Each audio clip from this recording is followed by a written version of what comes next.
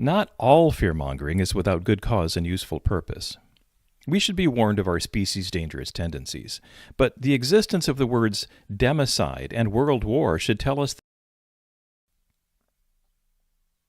more than any other question. I've been asked to address the crisis at the border. Okay, so I'll talk about that, and maybe get us wondering if the crisis is actually at the border or somewhere else. Ours is a relatively new nation of immigrants, obviously. While the rapid, unsettling influx of cultures and ideas has actually stimulated progress over decades, citizens and politicians of the US of A have always been at odds over them danged foreigners anyway. So many of today's issues are identical to those of the 1800s through early 1900s, when alternating, disrupting waves of Chinese, Irish, Western versus Eastern Europeans surged onto our shores through complaints of stealing jobs, degrading our culture, increased crime, etc., and etc. Racism and deportation fever partly fueled both the creation of Liberia and the Zionist movement. During World War II, we locked up citizens of Japanese, German, and Italian descent. We also turned away the MS St. Louis on the Voyage of the Damned. That was a ship from Germany with mostly Jews on board. And sadly, there have always been politicians, as today, quite eager to hoodwink new voters in their ongoing lust for political dominance. But there are some problems that are new and catastrophic. Hi, I'm Andy Horning, and today I'm talking about the one issue that so far I've been most asked to address. So, we should have orderly immigration across borders secured by uniform laws and processes, as already prescribed by both state and federal constitutions and a large body of laws. The ongoing invasion is not from any fault of the relevant and constitutional laws, or even with the immigrants, spies, foreign militants, and others surging across our border. Number one, our government is intentionally and at taxpayer expense luring and transporting and paying unvetted foreigners to come here. There is no constitutional legal authority and certainly no money to give them free health care, education, travel, including airplanes, phones, housing, legal exemptions, privileges, and immunities unavailable to citizens. There are lots of reasons politicians have been doing this for many years before Biden. But it's all unconstitutional, therefore illegal, corrupt, and obviously destructive. It is vitally important we stop this. Number two, Social Security and Medicare require pyramid funding with a growing working-age population. And USA birth rates, as with other Western cultures, have been declining. So the argument goes that we need more young immigrants to make the math work. But all of our safety net and welfare programs are buckling from other causes as well. So I propose we find better ways to fund services for our elderly and needy citizens.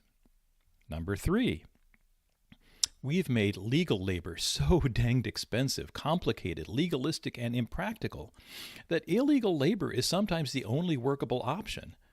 Or foreign labor. We do that too. Especially where minimum wage laws push out our own citizens, particularly young people, from the workforce. I propose we fix this. Number four, our ever-changing, unpredictable, and absurdly unfair immigration laws and policies force illegal aliens to lay low, force employers to keep secrets and break laws, and generally force the realities of illegal aliens in the workforce under the rug.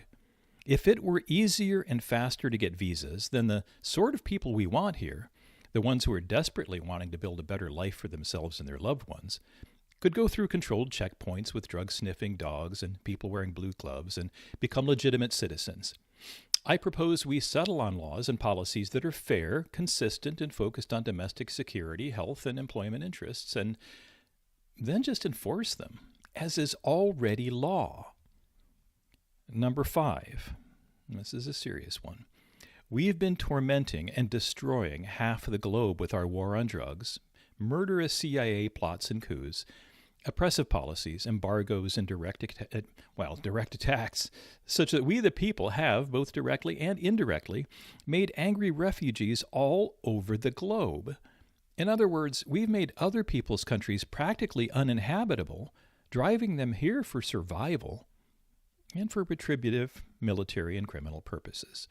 We've already suffered such violence many times, such as the 1993 World Trade Center bombing.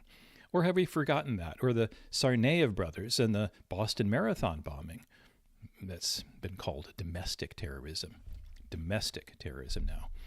There are obviously terror cells, spies, reconquistas, foreign police, and other foreign agents operating here under our noses. I propose we stop all the self-destructive, unconstitutional whack-a-mole foreign policy that's clearly directed by the military-industrial complex that Eisenhower and our founders warned against. Number 6. Okay, this is the ugliest one, and I'm sure many would rather I not say what I'm about to say. But states with high alien populations get more federal House reps and electoral college electors since we now count non-citizens in the census.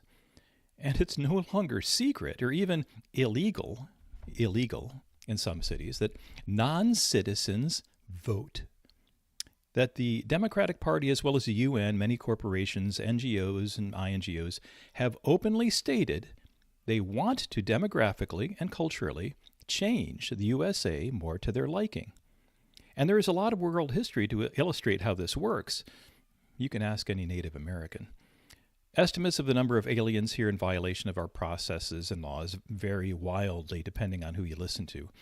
But as more truthful information leaks out, it appears that since Biden took office, there are likely at least 30 million new unvetted foreigners here illegally, easily enough to change the direction of our civilization. This is an insidious and dangerous game, and I propose we secure our elections at once. Most citizens want this, and we should be very suspicious of politicians who don't. After all, what is the point of elections if they're to be based in lies and operated on global political agendas? Number 7, okay, this is a good one. Enough of the downers.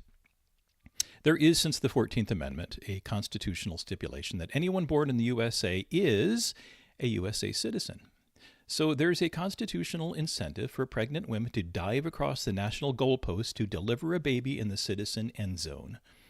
It is not their fault, and God bless them if they succeed. These babies are the very least of our problems and maybe a hope for our future. Many new immigrants, maybe most, love our nation and its constitutional rule of law more than a majority of our politicians that we keep reelecting.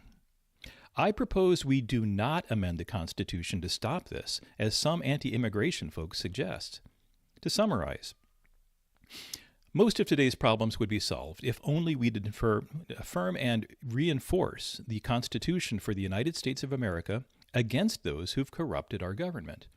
In other words, if we just stop re-electing those who've made legal labor so costly, made illegal entry the only door, who give tax-paid freebies to illegal aliens, and vote for only those who would serve the needs of our citizens, stop messing up other countries, and stop pulling citizens across our borders on purpose, we'd not even likely talk about a new Iron Curtain. We might even happily welcome foreigners looking for a better life as our friends, co-workers, and neighbors. And wouldn't that be nice? Have a great day.